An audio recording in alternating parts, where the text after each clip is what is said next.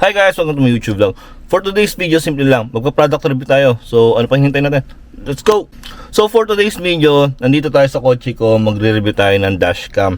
So, it's DPI Mini 2 times yun. So, it is 1440p 2K resolution at 360 view for superior night vision. So, let's go!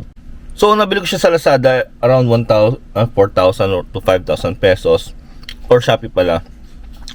So, versatile siya, maliit lang siya. Ito yon mismo ano niya. So, let's not go to the boring ano.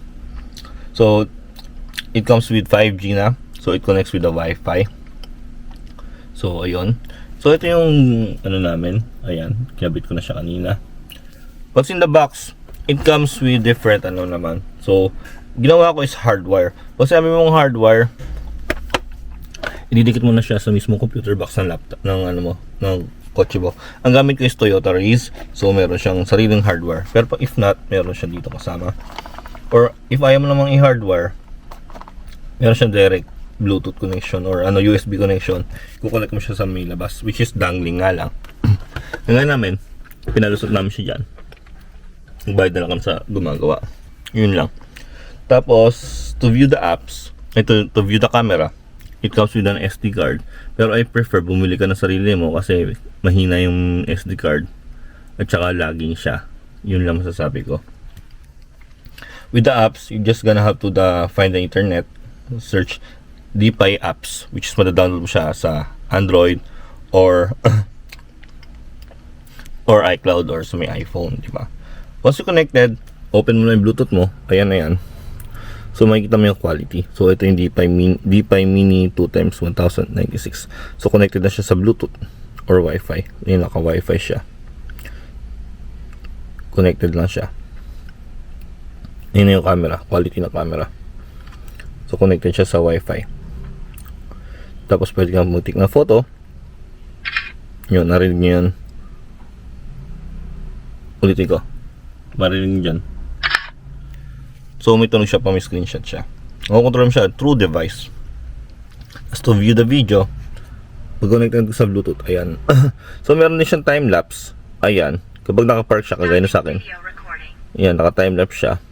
So, 1 hour siya, pero ayun nga, mabilis ang oras niya. Kumbaga, pag parking, naka-video pa rin siya. Kasi mahina naman yung consumable na battery niya. Ayun, narin yun. Nagkasalita siya mag-isa. Kasi you can download the video through the apps mismo. Or pwede naman old school, tatanggalin mo yung SD card mo and lalagay mo siya sa ano, if something happen. Ayun lang, mini video lang siya, mini flex lang. May kasama siyang ganyan, USB port.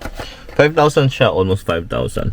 Harap pa lang yan. If I'm gonna put na likod, it will cost around 8,000 or 7,000. Pero yun lang, ito lang kaya ng budget natin. Which is nice naman, portable. Hindi ka may ilang pag nagdadrive ka. Tsaka kahit nakapark ka, umaandar pa rin siya. As long as it's green pa. Ibig sabihin na, it's still recording. Okay? To connect, open the apps, tapos pipindutin mo itong long press. Ayun na yun. To ano rin naman, factory reset. Ayun din. 6 seconds lang na factory reset. Okay na yun. So basic na basic lang. Kumbaga plug and play lang to. So I'm just gonna keep this vlog short and simple. Para sa akin, DPI video camera or dashcam, it's a must buy. So I'm just gonna rate it 8 out of 10. You have to buy it. Just palitan mo lang yung SD card mo. Kasi for my experience, yung SD card nila sablay. Kasi nga nag-corrupt agad, which is not nice. Bumili ka ng SD card na pang camera talaga. Kasi nga heavy duty video to. Tuloy-tuloy ang video. Ayun lang. So yun lang. Little bit short video review. So if you do like this kind of video, please do like and subscribe. Peace out.